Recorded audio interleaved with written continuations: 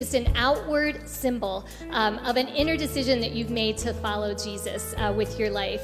And many people here are experiencing that kind of life change. So we hope that you will consider taking this step to get baptized. It will be a defining moment in your journey with Jesus. I know for me, I clearly remember the day that my husband and I got baptized. I was 27 years ago in a pool in Seaholm High School. Each baptism story that we'll get to hear represents and reflects how God pursues us in his faithfulness. And I just wanted to share one story with you guys that was from last November from someone that got baptized.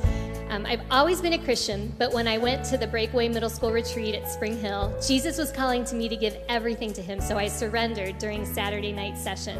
The whole day I had been talking about my faith and opening up to my small group leaders, and I realized that I wasn't all in. That's when I knew I needed to give my life to Jesus. Since then, my fire for the Lord has grown stronger and stronger, and I want to publicly show how much I love Jesus and get baptized. You guys, that is a middle school student who is on fire for God. So again, if you're considering this, you can watch a video, get information online or on our app, or we'll be out in the lobby to answer any questions that you might have. All right, the last thing I want to highlight is something that has been happening on our east side at one of our 8 Kensington campuses. It's the Clinton Township campus, and they are building a building. And we love to give you guys updates of the progress of what's been happening. So check out this video with our very own Frankie the intern. Previously on Frankie the intern. Oh no, I don't want to be in there. No way, no way. I'm not even gonna tell you what was in there. Oh, let's get out of here. Hey everybody, it's Frankie the intern here. We're here to check out the progress of the Clinton Township building, man. They are so far along, it's gonna be awesome. Let's see what's going on.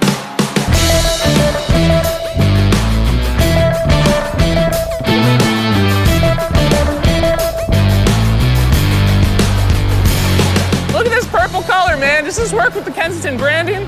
It's pretty far from orange, man. Holy moly, look at this place. All this brick, this stuff is so nice, man. This is the brick that's going to be on the outside of the building when it's finished. Oh, it's lovely. Hey, man, how you doing? Can I give you a hand? Ooh. Hey, what season is it? Bulking season. All righty.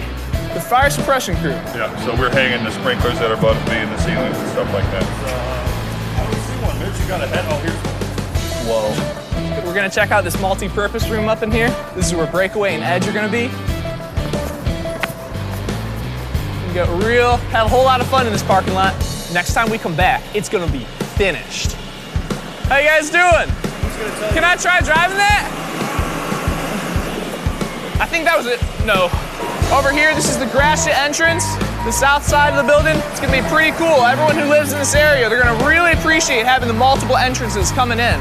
We got deer tracks over here. Man, the field and stream team are gonna dig this. We're back at the auditorium. I think right here, this block area is probably gonna be where the production is gonna be happening. Man, look at this roof. Easter services, Christmas services, weekends. Think about all the events that are gonna be happening. It's all because you guys Give Into the Everyone campaign. Thank you so much. Can't thank you guys enough.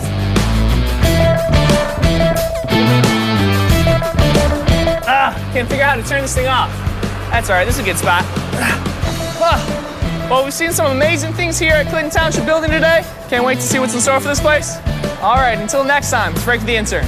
Much love. It's the Fast and the Furious.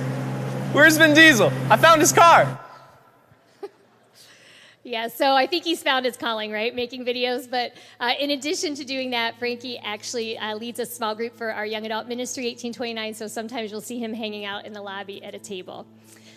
We are really excited about moving into that building because it's not just the building, but it's the fact that we will have a new facility that's open 24/7 to do ministry, to invite people in to do things like we do here in this building, like Celebrate Recovery, Financial Peace, small groups, all kinds of support groups. And so that's why we're excited. We just really want to thank you guys for your sacrificial giving, for your commitment to the Everyone campaign, and just to look forward to what God is going to do through that new building in Macomb County. All right, well, we are in the last week of our New Rules of Love, Sex, and Dating series. It really has been a powerful few weeks as I've heard stories and met people in the lobby talking about coming to this to really understand and unpack this topic. And so I'm excited that we have Dave and Ann Wilson here tonight. And you guys might not know this, but they have just finished writing a book on this topic. And so stay tuned. That's going to be published in about a year. But they're going to lead us through the day. But before we do that, I'm going to bring Dave up. He's already up. And we just really want to take a minute to pray and address the tragedy that happened at the church shooting in Texas today. So we just love you guys to take a minute and pray with us. Yeah, we obviously didn't do this all weekend because we didn't know until this afternoon about at least 20 people at this point, I think, were killed at a church like this where somebody walked in. And I read today that the pastor was out of town, but his 14-year-old daughter was actually shot. So, I mean, it's just a horrific situation. I mean, it seems like we're doing this, praying for situations every month now. It's just a crazy, crazy time. So let's just take a minute together as Kensington Church and pray for Sutherland. Is it Sutherland Springs? Yeah, I think it is. Father God, we just ask you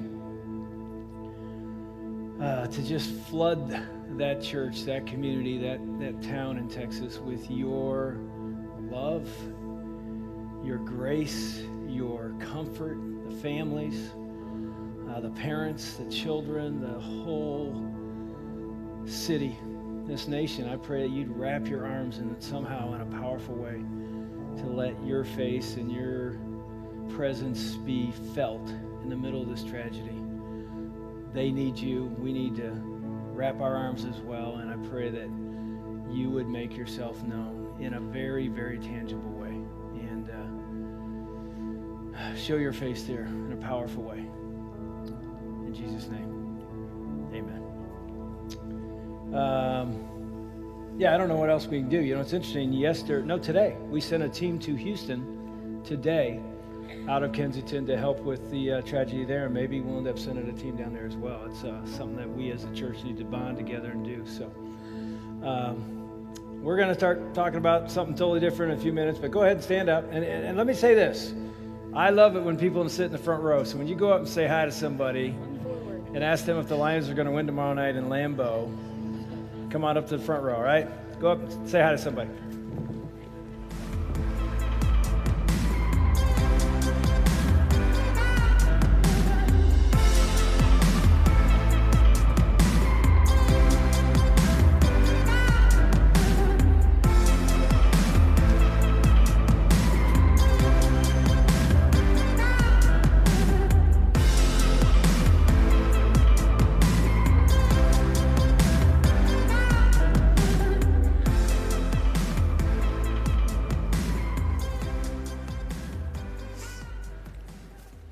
All right, so the best thing about wrapping up the Love, Sex, and Dating, New Rules of Love, Sex, and Dating tonight with you guys is I've got my wife with me. It's no good when I'm by myself. You're right? It's no good when Wilson's by himself. It's better when we got two. We've been speaking all weekend together. We did last night at Troy and all morning here today. So this is our fifth time. Yeah, talking about the same thing. And I'm just going to leave and let you do the whole thing. You're so good at this. I'm not. Actually, it's pretty exciting, too, because normally I'd be in Green Bay with the Lions. And this year, Ann and I have partnered our ministry with the team with our son, Cody, and his wife, Jenna. And so Cody's on the trip this tonight. He's doing chapel for the team in 45 minutes. And probably they'll win, and I'll never go again. So anyway, it's pretty cool to be home with you while another part of our family's over there doing what we normally do. So anyway, so we're wrapping up this thing, and this whole series, I've loved this series because it's all about, actually we started week one saying that so many people, and it's, as singles, go into marriage thinking they got to find the right person. And if they find the right person, everything will be okay, right? And we blew that myth away in week one because it's not about finding the right person, it's being the right person. But it's interesting, when you get married, you have a tendency to think this, and bride and groom should think this: I found the person, and I'm going to be so happy now that I found the person I'm going to marry. In fact, we got married 37 years ago, and I brought a picture of our wedding day. And here's us 37 years ago on our wedding day. You've probably seen this before. But Ann was 19. I was 22. You didn't think I ever had hair. I actually had a couple strands there. But back in the day. Look how happy. And we are so happy. And I want to know, I've asked you all day, what were you thinking in that moment? I know what happened in that moment. He had just whispered in my ear, tonight's going to be here soon. That's what happened. That's exactly what you did. That is a lie. No, it's not. I wasn't even thinking about tonight. Never entered my mind. I was thinking this is the happiest day of my life. I've got the love of my life, and if you've been married that day, you're not thinking, oh, I wonder if it's going to work. You're thinking, yes, this is the best. I've married the most wonderful man on the planet. And I was thinking the same thing. I mean, that smile is just like, I have found the woman of my dreams. And it's Jerry Maguire. You complete me. You know, that's really what we're thinking. And honestly, every married couple should be thinking that on that day, right? I mean, you shouldn't be thinking anything else. You can take that down. Oh, good. You don't need to look at that any longer. But the interesting thing is, and you've heard this, and we don't need to belabor it because we've talked about this many times here, but within a year, we both had said things that we wanted out of the marriage. Within a year. I mean, 6 months later, go ahead and tell them what you said to me. 6 months later from that picture. It's just crazy to think. I looked at Dave and I yelled, marrying you was the biggest mistake of my life. 6 months after that picture was taken. How is that even possible? And I mean, I responded in a very mature way. I said, you're right. What were we thinking? Should have never got married. I mean, that's 6 months from those smiles and these dreams. Within a year, you've heard, that I got on my knees one night and prayed and said, God, I'd rather die than be married to her. And I mean, that's where we were less than a year after that. Hopefully that hasn't happened to you. No, that probably didn't happen to you, but it happened to us. And it happens to a lot of couples. And here's what we're going to talk about tonight. So often you go from that joy to something like that. And it might be 6 months or a year. It might be 65 minutes. Or just pain. After just the like ceremony. You experience pain in the relationship and you think, what did we do? And here's one of the reasons why. And again, we're borrowing in this series from Andy Stanley. I've told you that. I just want to make sure you know that much of this is his thought. But one of the things he said that I thought, I'm not even going to change the way he said it. He said this, promises are not substitutes for preparation. So the whole idea is this. We make a promise on wedding day. It's called a wedding vow, a future promise. And often we think that promise will be all we need to make this marriage work. And the point Andy is making that we want to make is this. Promises are not substitutes for preparation. It's crazy to think that we would do nothing to prepare for a lifetime together except stand before a justice of the peace or a minister and make a promise, thinking that would be enough to sustain us. That's what I was going to say. We think it'll be enough because we're so sincere in what we're saying that will be enough to get us through. And that's what we thought. Yeah. Like we thought, oh my gosh, we love each other. We love Jesus. What else do we need? And we needed something else.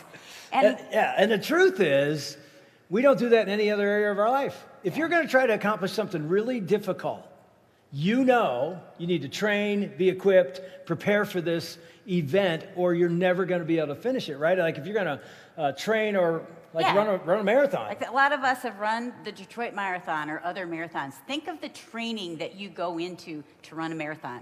You've got your schedule, your workout running schedule intact day by day, how much time, how many miles. For months. For months. And think of if you made that commitment, it's like, I am going to run this. I know I'm going to do it. And you think, but I don't need to prepare. The day of, my motivation is so great, I'm just going to get out there and I'm going to do it. So you get out there that day of, you've been eating chips, you've been sitting on the couch, drinking pop, and the day of, you're still like, I'm going to do this. And you get out there and you die, basically. Like, you can't make it. There's no way you're going to make it. It's like you can make a promise, but you need to prepare. I mean, think about this. If you went in for heart surgery and you're just about to go under major heart surgery and you say to the doctor right before the surgery, hey, how many of these have you done? I haven't done any. Well, where'd you go to med school? Didn't go to med school. I just held up my hand and said, I promise to try my best to do this. You're out. There's no way you're going to let that guy touch your heart, right? That is how we go into marriage. Which is the most important thing, really, in our lives on this planet. It's craziness. Jesus. Think about this. I looked it up yesterday. Somebody tell me what you think. How much money does the average couple in America spend on a wedding? Average. Average right now, 2017, we spend how much on a wedding? $35,329. All right? $35,000. Some of you said, oh my gosh, we paid double that. Okay, you're raising the average. But that is for one ceremony, one day. Okay, I looked it up again yesterday. How much does the average couple spend training and preparing to be married? Less than $100. So we spend $35,000+ on 1 hour or five or 6 hours. And it's awesome. It's wonderful. Yeah, it's a great reception. It's an unbelievable day. And yet we don't spend $89 on preparing to be married for the rest of our life. Let me ask you something. Married couples, nod your heads. Is marriage hard? Oh my gosh.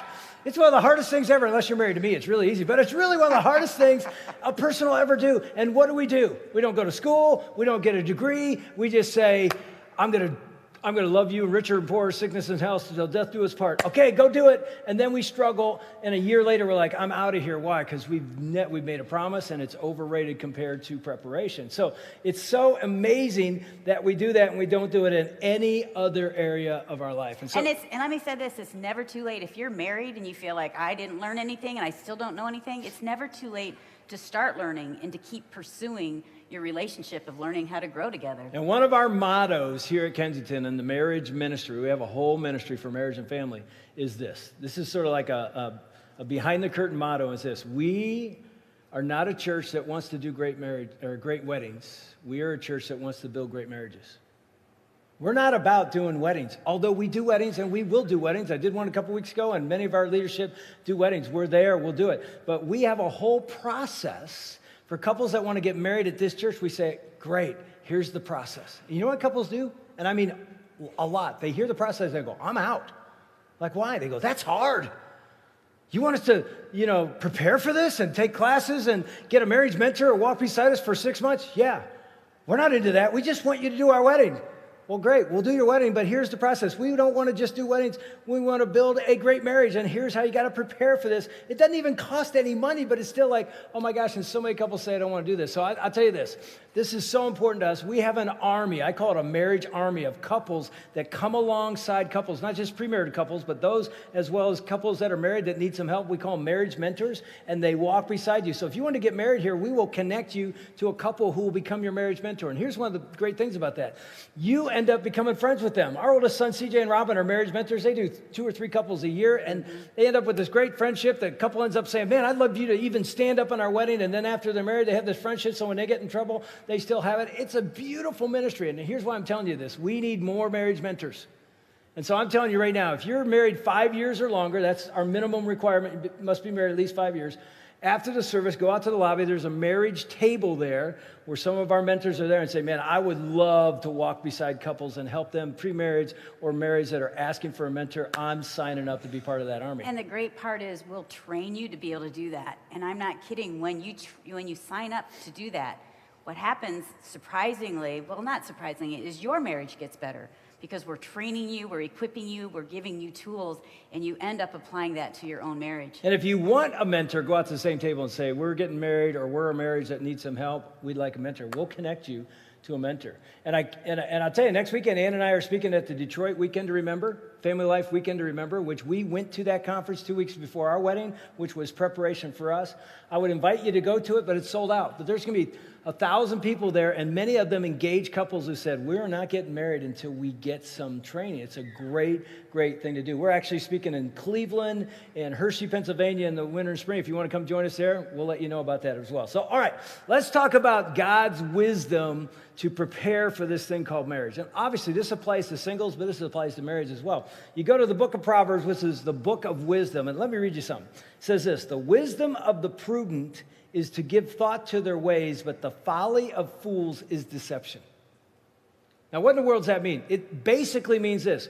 Wise people who are prudent, which means they are wise in practical affairs, especially about the future. It says they give thought to what? Their promises? No, to their ways. Ways means the way they live, the steps they take. And it says the fool is deceived. I rewrote it this way. Here's how I would paraphrase that proverb. The wise prepare, fools don't care. You'll remember that better, right? The wise prepare, fools don't care. Why don't they care? Well, they care, but they think, we don't need this. We're going to be good. We love each other more than any other couple that's ever got married loves each other. And they all struggle, but we won't. And so they just seem to not care. Here's another verse I love, Galatians 6:7. I don't even need to look at it because I've memorized this years ago. I'll probably get it wrong, but it says this: do not be deceived. God will not be mocked. In other words, God's not messing around. What a man sows or what a person sows, they will also reap. And you've taught this, parents, to your kids, right? It's like, whatever you decide today will have implications. You make good decisions, there are good consequences. You make bad decisions, there are bad consequences. The same thing's true as we make decisions even before we're married. Those decisions, guess what, are in the past that will become in the present. They settle into your marriage. So make good decisions now. Prepare for the most important relationship in your life. Proverbs 14:15. Go ahead, read that one. The simple believe anything, but the prudent give thought to their steps. And it's the same thing. It's saying we give thoughts to our steps. We decide where we're going, what we're doing, and realize and remember how it's going to affect our future. And think about this. If you want to look at your prospective spouse and determine, is this a good decision? Write this down. This is key. A person's past is a better indicator than a person's promise. That's my rewording of an Andy Stanley thought, but a person's past is a better indicator than a person's promise. In other words, words are cheap. You know that. We know that. And it's like, that's why, like, my mom was freaking out when I was dating this girl from my junior year in high school to my junior year in college, and I was preparing to marry her. You've heard this story many times, but I never told you. My mom told me from the word go, do not marry her. And I'm like, oh, no, you don't understand. We're in love, right? And when you're in love and you're infatuated, you're dating, you're all about the words they say and the promises they make, and your friends are telling you not to do it, your parents are telling you not to do it, and I had my friends tell me this, my mom telling me this, and yet when you're in that thing, you don't look at their past, you look at what they're saying. You're like, yeah, Mom, but he said to me last night, he loves me, and we have a song. You know, when that song plays, we look at each other, and it's like, oh, that's our song, right? Our eyes are both brown. That's a sign from God. We're supposed to marry, and they're like, yeah, but they have no character. Who cares? That'll all be... Well, I think here's what we can do as women, and I've done this before. I think, but I'm changing them. Yeah. I know they have those things in the past, but you don't understand, like, my influence is shaping, and it doesn't mean that can't happen. It can totally happen. But when we think all those old things and old habits and bad habits, if we think they're just going to disappear because they're dating us, that's being naive. You don't snap your fingers and become a different person in marriage. Am I right, couples? Married couples are all shaking their head right now. You guys are all, right? Yep. And we get the emails often from married couples who, they're heartbreaking because they're like, I thought I could change him. I thought I could change her, and they aren't changing. Married couples, does your spouse change? Yes? No? A little bit. And if they do, God does it, not you. Right? Yeah, I was so going to say, it's not because we're forcing them to change. I tried to change her from day one, and she's done the same thing with me, and God does that. But man, what you're seeing beforehand, the past is a better indicator than what they're saying or some promise they're making. And I think that we just need to look into that, and that's what we're going to get into. Yeah, so it's interesting. When you go to a wedding and you see a couple getting married, the bride and groom, guess what? You don't see this, but they're standing in front of you in the courthouse or in the church. And you know this, but they don't know this. They're getting married, but they have luggage. That bride and groom are bringing into their wedding, into their marriage, luggage. Anne's got her little package. She has luggage, and the groom has luggage too. I actually was going to do this, and then last night Anne's like, no, you got to bring a lot more than that because you brought a lot more luggage into our marriage than I did. We actually both had so much. It's just baggage. She's right. I had a lot of baggage. From our past. And you guys, if you get married, are you thinking about this? No, I'm not even thinking I don't really have any. And I'm thinking my love for Dave is so strong that once I marry him, it will all disappear. Yeah. And it didn't disappear. It actually became more. Yeah, it multiplied. And the interesting thing is, because I do weddings, and I'm the pastor that's looking through the couple to all the people out there in the church. And here's what I've realized over doing hundreds of weddings over 30 years: the couples out there that are married know this. You can't see it, but this couple here has no idea they're bringing all this baggage in. But everybody out there is like, because they're up there like, I'm good. They state these promises. Oh, I know. These promises are like, I promised you that every day I come home from work, I'm going to kiss you and tell you I love you. And this is terrible. This is the cynic in me. I'm like, lie. I promise. That's not going to happen. I know. And all the couples just sort of roll their eyes out there like, nice little promise you're making. But they're sincere, and they really do mean it at the time.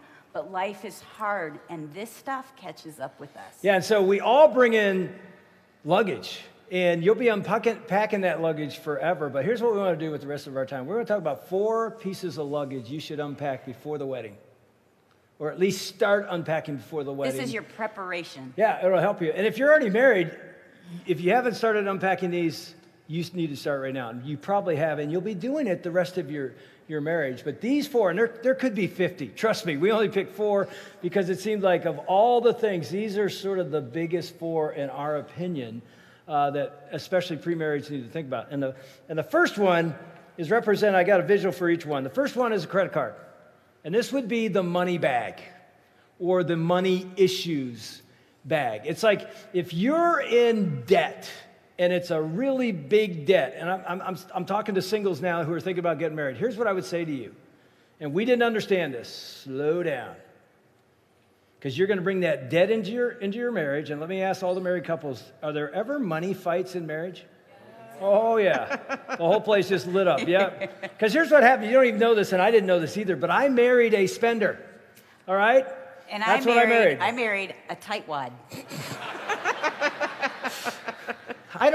I'm a saver. That's You're a good tight. thing. You're so tight. You got blood right here. I do? Oh, it's okay. Oh. I don't think I can fix it. But it's sort of when it sort drips of cute. down into my eye, you can. It's dripping down. Anyway. Is it? Yeah, you must have hit it with your luggage. Oh, there you go. Now she'll buy me a new shirt. That's what she'll do. And I'll just wash this one and keep wearing it, you know? But it is true, man. If you've got a pile of debt, I would actually say this. You think it's crazy. If you're single thinking about getting married and you have a pile of debt, I'd say move in with your parents and pay that thing down first. Delay the wedding. Am I right? You do not want to walk into your wedding with a huge credit card debt and you can't pay your bills and that kind of thing, because money fights are huge. Because when you're in debt, here's what you bring into the marriage. And some of you are already married and you're like, oh my gosh, this is so true. You bring in stress. Yeah. You bring in anger. You sweat at night. It's a big wall in the middle of your relationship. I think for Dave and I too, I was blaming him for so many things. I was spending, but I was blaming him. Because what would happen was I didn't know how much money we had. I mean, I could look, but what would happen is I'd go shopping. This one time I went shopping, Christmas. I had all this stuff in the cart. Dave's ahead of the bills, all that stuff. But he would not want to talk about it because he hated conflict. I hated conflict. It's a really good way to handle conflict. You just avoid it. It works really good. We never even talked about money. He wouldn't even pay the bills on time because it would depress him. So it wasn't that bad. I swiped my card. Have you ever done this? The line is forever. I swipe my card, and the lady goes, I'm sorry, that didn't go through. Instant sweat. And so I'm laughing, and all the people are behind me like, oh, this one will work. Nothing. No, I'm sorry, ma'am. And so I'm instantly angry. I'm embarrassed, but my anger is directed toward Dave. So I come in the house like, are we not paying our bills? What's happening? Do we not have any money? And because I'm so good with conflict, I knew this day was coming. I knew it was coming, but we never talked about it. Because I just thought when you talk about it, you got to deal with it. And if you just walk out of the room, it goes away. It doesn't go away. And so she walks in the house. Our boys were real little at the time. I mean, and I realized, oh my gosh, our credit cards are maxed.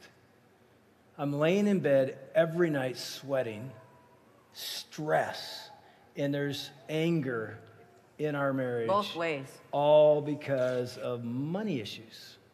It's a really important piece of luggage you need to look at. And one of the best things that happened because of that Christmas is we decided to do a thing. I don't know if you've ever heard of this. It's called a budget.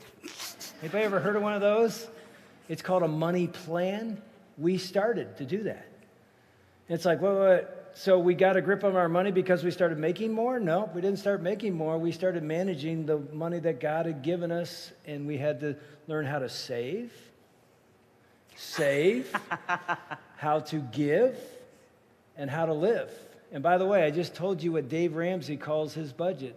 Save, give, live. You'll save more than you've ever saved. You'll give more than you ever thought you could give, and you'll live with freedom like you've never lived before. It's called Dave Ramsey Financial Peace University.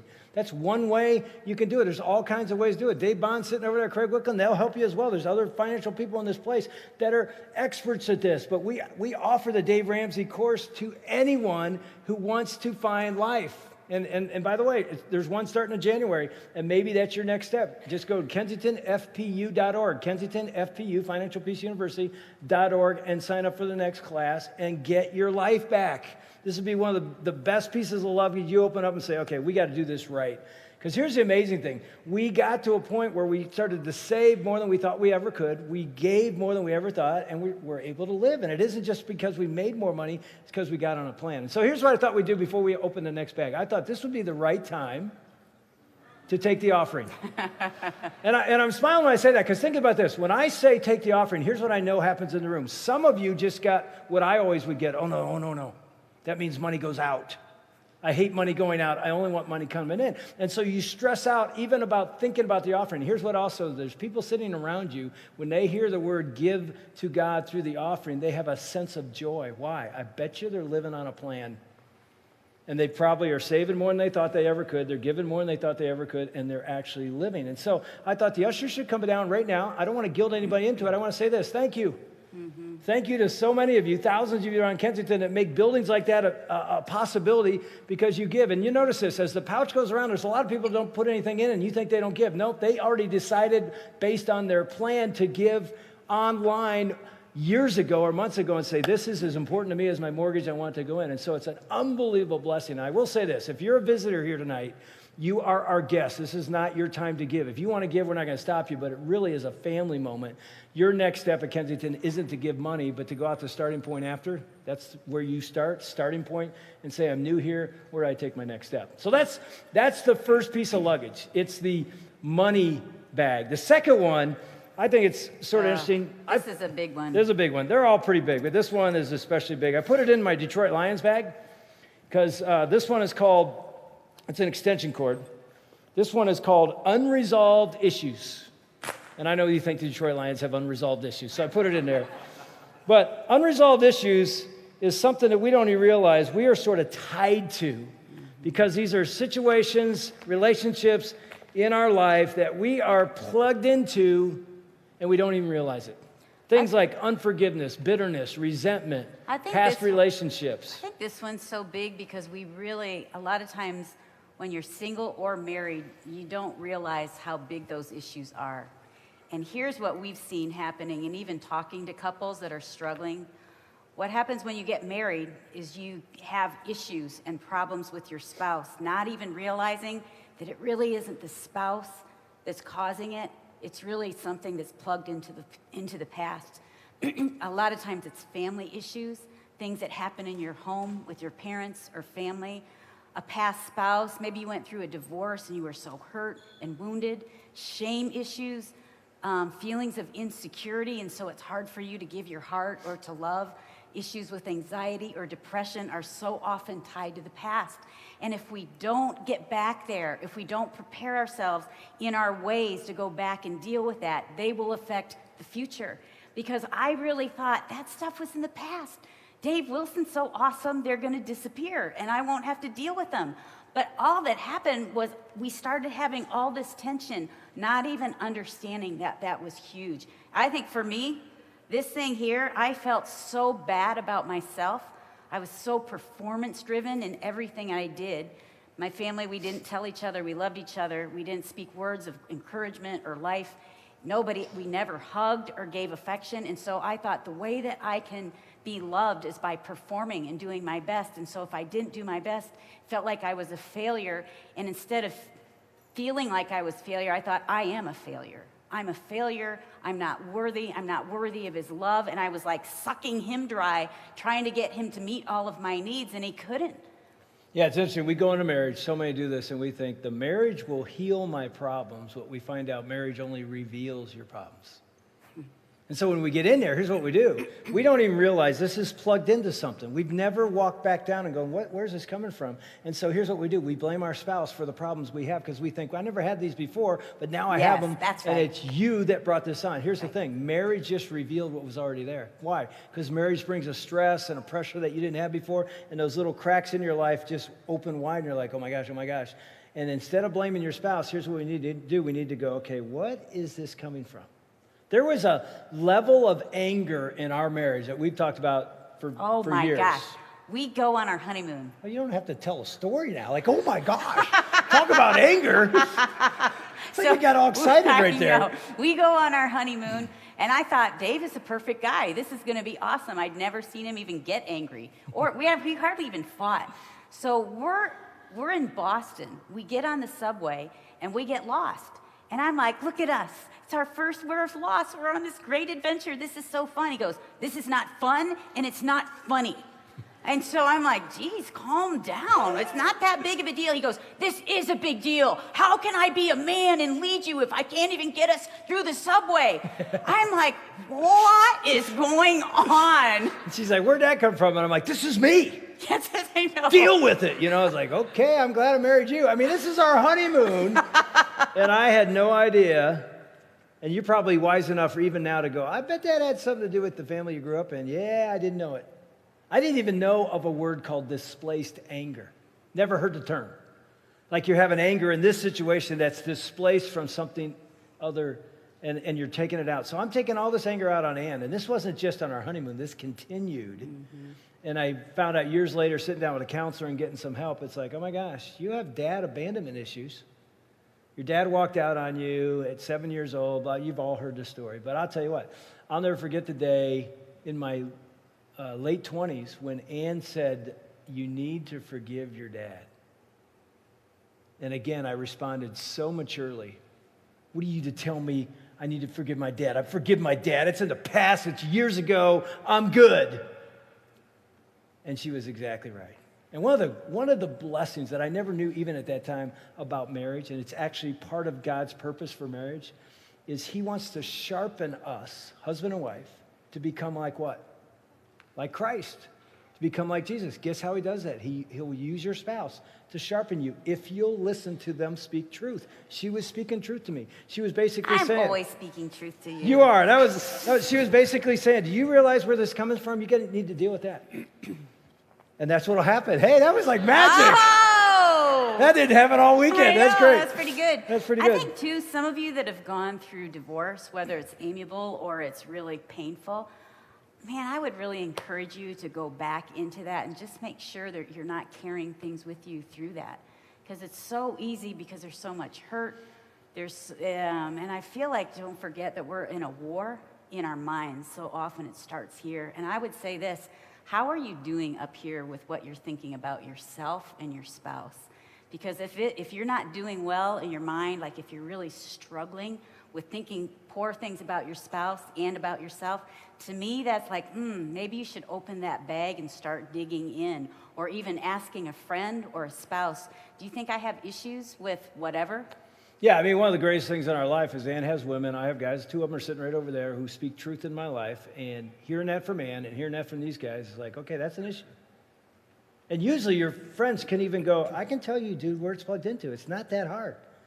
And I had to forgive my dad, and it's a long story, but when I forgave my dad, I realized I thought I was locking him up, I was locking me up, and I couldn't be the husband and dad my kids deserved in the present day because of something years ago. And God literally did that. He cut the cord. I was like, I'm not going to be bound by that anymore. I became a man, a husband, a dad. I've said to men here, I became a man at 32 years old the day I set myself free by forgiving my dad. I don't recommend one resource. If you're sitting here thinking, man, I have some unresolved issues. It may be similar to this or different. Get this book. It's one of the best I've ever read. Forgive and Forget, Healing the Hurts We Don't Deserve, by Lewis Smedes. He is the best on this issue. I would just say read this book before the Lions beat the Packers tomorrow night. You hear me? It's that short. You can read it in a day. It takes you through a process that I walked through, not in 1 week, but in 4 years. It took me 4 years for God to do spiritual surgery, and it's one of the best things you'll ever do to deal with that unresolved issues bag. And again, Start that before you get married, and if it's too late now and you're already married, start it today. Start that journey, because it's absolutely something that's so important. So here's the third bag, and I've got I'll give you the visual first, and I bet you all have no idea what it is, but here's my visual for the third bag. It's a shoe sole. Pulled that right out of one of my running shoes, right? There it is. So what do you think? You have any idea what this third bag is? We call this one the sexual issues bag. Like, what's sex, dude, got to do with a shoe sole? I'll connect it for you. The old rules of love, sex, and dating, which are really the current cultural rules, say this about sex. Sex is physical. Hook up with whoever, whatever, one-night stands, it's in the past. Move on from that. It's not going to really affect you much. It's in the past, but go for it. I mean, we live in a culture now where people hook up before they even start dating. It's like a little test drive. It's like, it's always been that way in many ways. It wasn't different in the 60s and 70s and when we were growing up, but it's like, oh my gosh, it's this belief that sex is just purely physical. Well, here's the truth. And we talked about this a while ago on a video that went to all campuses, and we don't have enough time to spend on that. We spent a whole sermon on it, a whole series on it. But here's what I'll tell you, and I think you know this innately in your human soul. Sex is deeper than just physical. It's about the soul, the human soul, not the running shoe soul. And I know it's a flippant little thing, but I thought you might not forget a soul. Why is sex so beautiful and wonderful? Because God gave it to us. It's the most intimate thing you'll ever do with another person, and it's so much deeper than just body. It gets to the soul. If you're like, I don't even think that's true, then why is rape so hard? It's just sex. It tears people apart. Why are relationships that have sex in them harder when they break up than relationships that don't? Because it involves the soul, and it's a gift from God. He created it that way. It's the most beautiful, intimate thing ever do. And he says, because it's so fragile, protect this part.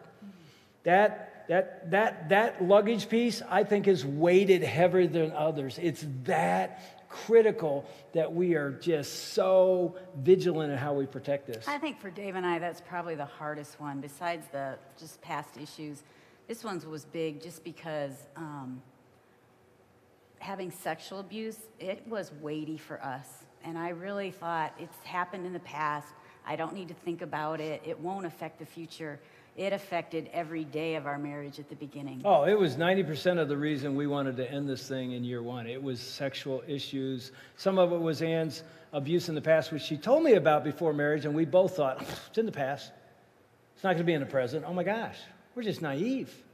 And we also thought this, and I tell you, we grew up around the church. We heard from people that said, hey, don't have sex before you get married. It doesn't usually go well. And we're like, yeah, they don't know. And so we didn't really obey that. So every relationship we were in before we started dating each other, in our relationship, we decided to be sexually pure, but before that, we weren't. And we thought, well, that's in the past. It'll stay in the past. Guess what? We've said this before, but it will not stay in the past. You walk into your bedroom in marriage, and it's a crowded bedroom. Everybody you've slept with is in that bedroom. And I know it sounds like, what? It's a soul deal. It doesn't just go away. I think our souls were super fragmented, and that created worry and I think guilt, comparison, not feeling like I was enough. It was just big. And then there was this mistrust, like, can I even trust him? Yeah, and so that's there. And we'll say this, God heals. Yes. God has healed. And all these 37 areas. years in, all these areas, God works in a powerful way. So don't sit there and go, okay, so I messed up, so you're telling me it's up. No, God will show up right in the middle of that area of your life. But we're just saying, man, if I were you, I would open these bags now, and I would talk about them and go get some help in these areas. In fact, I'll say this, and this will offend some of you, but I'll say this. You know, if I was thinking, okay, I want to have the best marriage ever, and I'm single yet, and I'm not married yet, but I want to have the best ever, I would look at statistics and say, what does the research and stats say? Forget even what God says. Just put that aside and say, okay, what does research say? You know what you would find out? You would decide this. If you really want to have a great marriage, you'd say, oh, okay, we're not going to live together. Why do I say that? The stats say couples that live together before they get married have a 7-time greater chance of divorce than couples that don't. And we're not saying that to guilt you, to judge, none of that. Like, we don't care. We love you, and we're just saying we have such a heart for marriage and relationships. We want the best for you. It doesn't mean that that relationship can't work. It could be harder. Yeah, and again, I don't want you to hear this. God heals. And God loves. is the God of grace and miracles. Yes. And we are healed. But it's almost like this. There's a fork in the road that says, okay, I can do the old rules, which means hook up with anybody, or I can do God's purity. And we're standing on this fork in the road, and we're saying, go take that one. We took this one. And you're looking at us going, oh, you're good. You're good. And we're like, you can't see what we've gone through. You don't want to go through this. Take that one. Mm-hmm. If there's anything I could change about my past, that would be the thing. Of all the things. Really? No question. It would be like, I wish I would have listened and chose to do that. And God is healed, and it's actually a beautiful part of our marriage, but it was the hardest part because we had to walk through so much darkness. And then the last bag would be illustrated by this, and I guess you probably know what this is. This is the God issue bag or the God bag. In other words, decide what you're going to do spiritually even before you get married. And if you're married, man, make this the foundation of your life. I actually dug out the Bible that we started our marriage with. It's taped together. You can see this. It's all falling apart. By the way, a Bible that's fallen apart is usually held by a couple that isn't. You get that? I just thought of that. Anyway. And some of you know this. This is the Bible I actually hid the engagement ring and I proposed to Ann in. And, I hid it in the Bible and then she opened it up and went, it's awesome. And you can tell how little the carrot was. Still that ring, isn't it? Anyway, it didn't matter. Like it. It's like we decided day one we were going to do our dating relationship and our future marriage God's way based on God's word. I'm not saying we did it perfectly, but we decided, man, oh man, if I'm going to go for it after Christ, I'm going to find a woman that's going for it as well. I was going to say, just run after Jesus. If you are single, run after him and don't expect somebody, I feel like I did this we've talked about this very thing, if you're running on the track of life, instead of pulling someone with you, and that's what I did. The guys weren't even on the track. They were in the bleachers. They were losers. Hey, you should run with me towards Jesus. And that's dumb. Why would I want to do that? No, it's great. And so even if I got them on the track where one guy said, okay, I want Jesus, but I don't want him to be a part of everything. So I'm running with this guy, and all of a sudden I see Dave Wilson on the track. And this dude is sprinting hard. Couldn't even see me. It was like... He likes doing that little noise. John, there's my sound effects. He always says I do sound but Dave effects. is going so fast, I'm like, look at this guy. This guy is going hard. And he loves God. He's trying to make a difference in the world. He's trying to, go for it spiritually. And I remember, I was dating this guy when I met Dave. Trust me, she was dating this guy who was like, trying to bring this guy with her, And I could see that. I'm like, what are you doing with your life, right? Oh, and what were you doing? I was doing the same thing. And finally, I walk in a dorm room and catch this with another guy, and it's like, my mom was right, all my friends were right. Oh my gosh, her past is an indicator of what the future would look like. And then I start dating Ann, and many of you have heard this, but on our first date, she's 18 years old, I said to her, what do you want to do with your life? She says, I'm going to follow Jesus wherever he takes me and impact the world for Jesus. I'm like, okay, that's the one. I knew that first day, it's like, man, what would it look like to be in a partnership and not settle, but marry somebody that's on the same mission, that God has a mission for our marriage. And many of you know this, but on our wedding night, before we crawled into our marriage bed, we got on our knees at the foot of that bed, and we prayed. And literally these were the words, God, we're not praying for a good marriage. We're asking you for a great marriage that will one day impact the world for the kingdom of God. And here we are. Yeah, all weekend I'm thinking, oh my gosh, God is answering that prayer that we begged him on our marriage day. And I'd say, do not settle. And if you're going for it for Christ, do not settle. And I would say too, if you're married, God answers and hears those prayers. And if you're married, don't think this. Oh my gosh, I'm married and he's clunk, clunk, clunk, clunk, clunk, clunk, clunk. I need to get rid of him. No, that's not true. You need to be with them and her and him and love each other unconditionally. And as we said in week one, here's what I would say. Don't focus on him. Don't focus on her. Focus on who? Become the person you're looking for is looking for. That was week one. Become the person you're looking for is looking for. That means get in the mirror and say, God, change me. I can't change them, but you can. God, change them as well, but I am just going to ask you to change me. Because I'm sitting here with Ann thinking, if I would have settled and not gone after God's best for me, I am not married today. I'm not on this stage. My son's not doing chapel tonight for the Lions. My middle son doesn't have these grandkids. My oldest son, I mean, my whole legacy. Honestly, you know what I am today? I am my dad. That's who I am.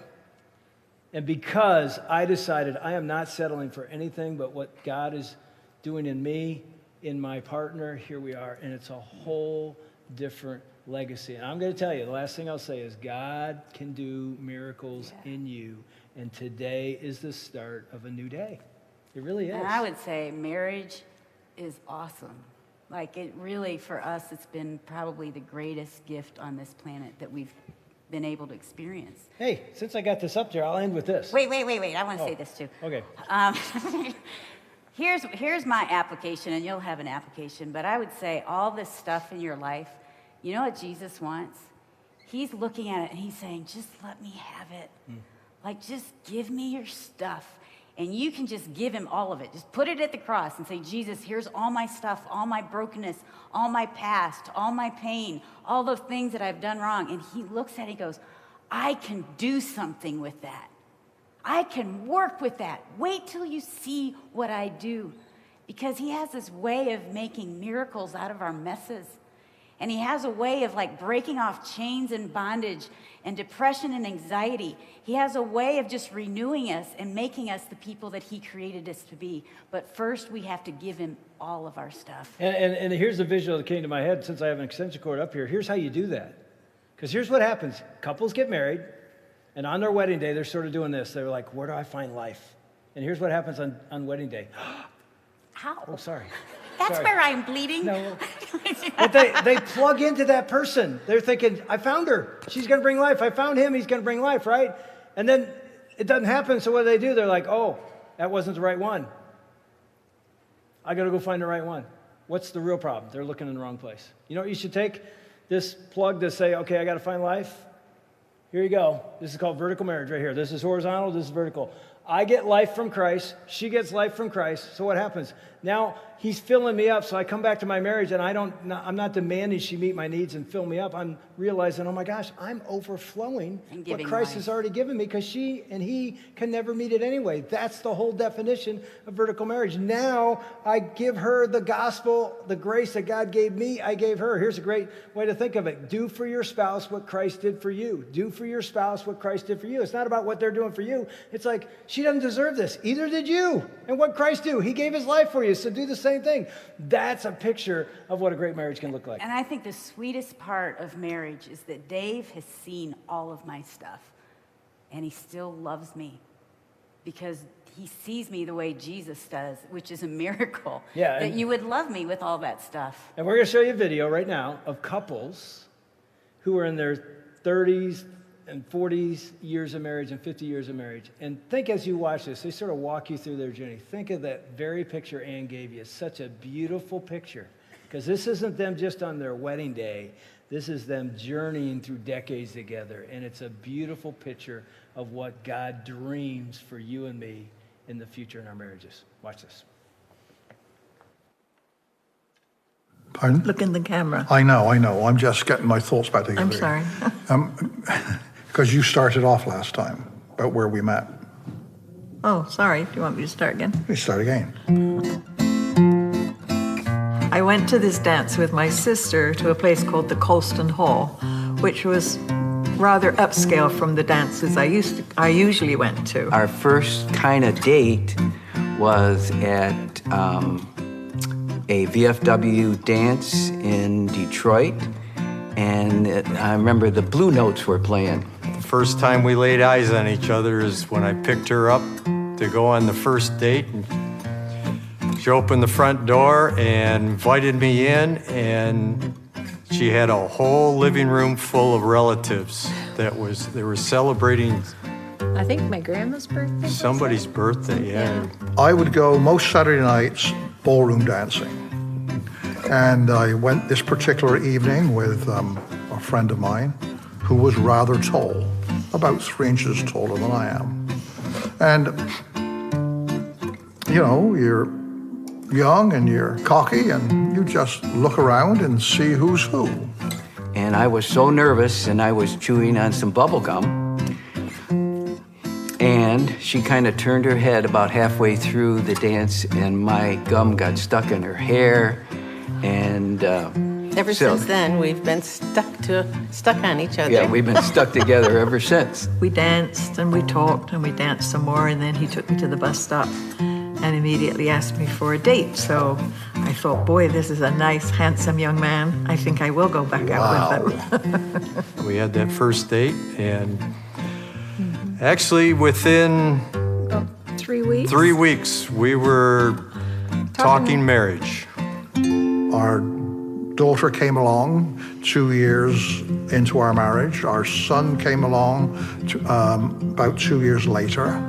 We started a new business, got put out of business, moved to the United States, and it was a whirl. We thought it was all going to be bed and roses, and it really wasn't all that.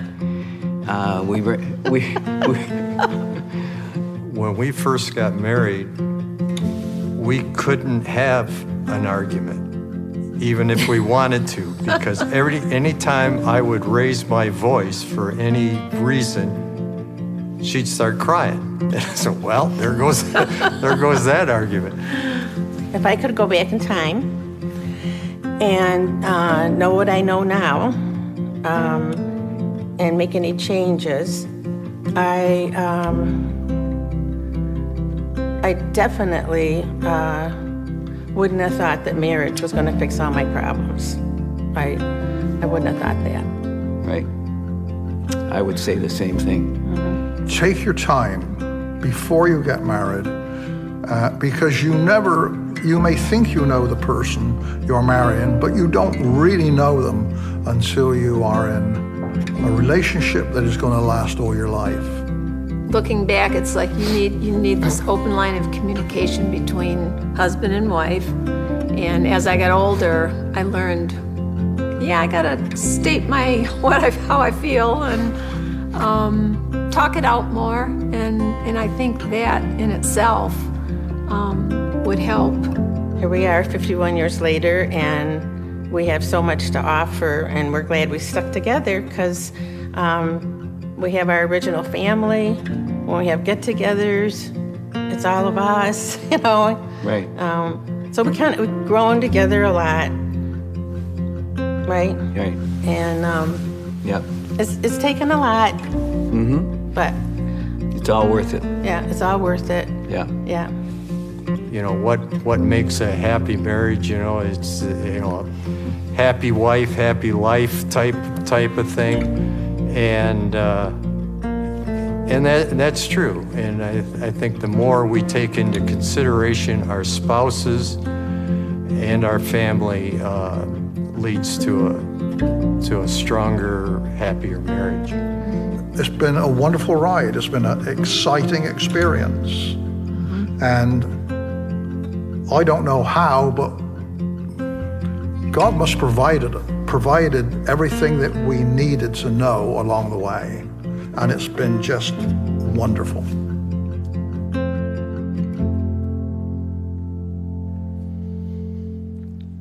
It's interesting that, when you look at wedding pictures of the bride and groom and the wedding party, those are beautiful pictures. And we spend a lot of money on those, and we should. And they're great to look at. But when I look at that picture, I think it's unbelievably beautiful. Because those couples have weathered the valleys and the hard times. And yeah, we don't look like we did on our wedding day, but we look so much more radiant. That's what you're feeling right now. It's like, man, that's what I want. And some of you are like, man, I'm gonna do whatever it takes to get to that. And I know what some of you are thinking. You're thinking, I missed it. Went through a divorce, or now I'm blended. I'm like, we'll never have that. God is the God who restores. God is the God who raises dead things to life, and he can raise you to life. And again, do not think about your spouse, or do not think about your future spouse. Think about you. What does God want to do in you? He wants to meet you. As you lean into him, he will heal you and give you life. We're going to sing a song right now that's really a prayer. I love this song, and I love the bridge of this song. You've sung it before. You've heard it. It's called Do It Again. And it's based on the concept that, when you think God can't do it, you just remind yourself, did he do it in the past? Yeah. Can he do it again? Yeah, I believe he can do it again. The bridge is, I've seen you move. You've moved the mountains, and I believe you can do it again. When there was no way, you made a way. He's the God of the way. When I couldn't see, and I believe you're still going to do it again. And it's a moment where you as a couple, or you as a single person, or you can just say, I am going to trust God. I'm going to pray this out to God. God, would you do a miracle, maybe for the first time or again in my life? And so it's a moment to pray, to sing. Before we walk out and live it, let's experience it here and worship our God and say, God, do it again. Let's sing.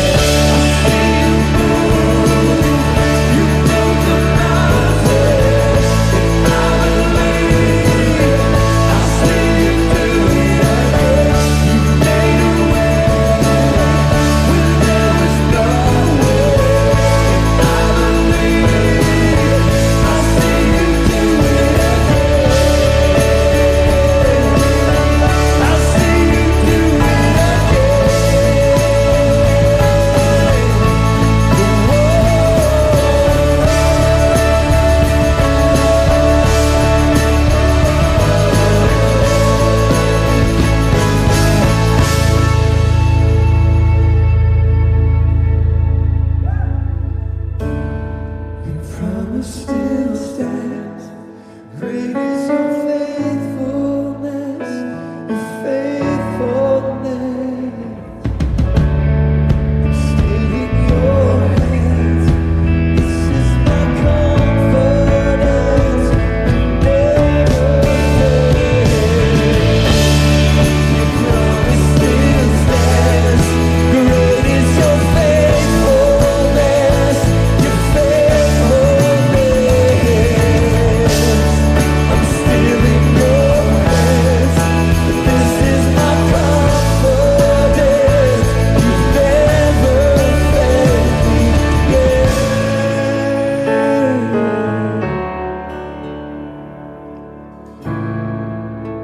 And you've never failed me yet.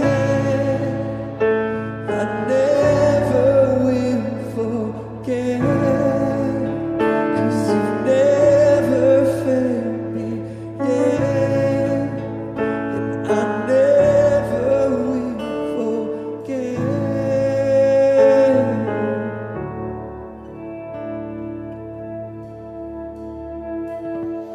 You know, I love that song. It's a great way to end a 3-week series on the new rules, God's way to do relationships. And, you know, all weekend I've got to watch Rob sing this song.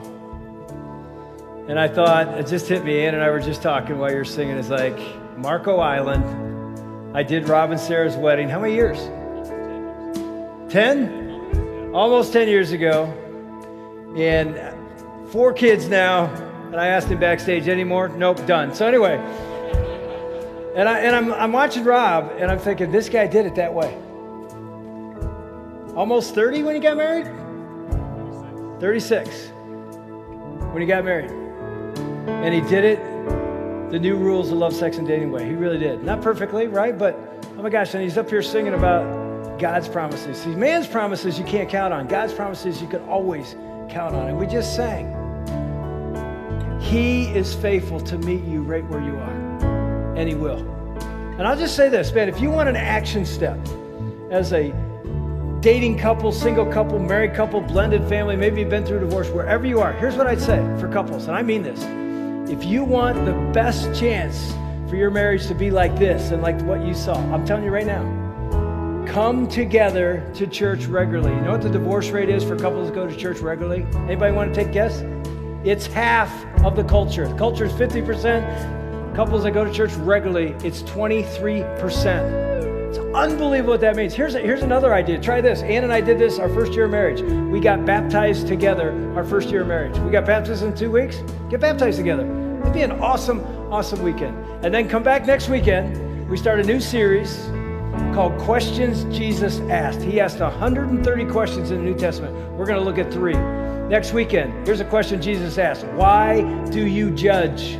The church is known to be people of judgment. Why do we do this? We're going to investigate that. Then Thanksgiving weekend, right before Thanksgiving, we're going to look at where are the other 9? He healed 10 lepers, only 1 came back. Why are not people grateful? And then the final weekend, why do you worry?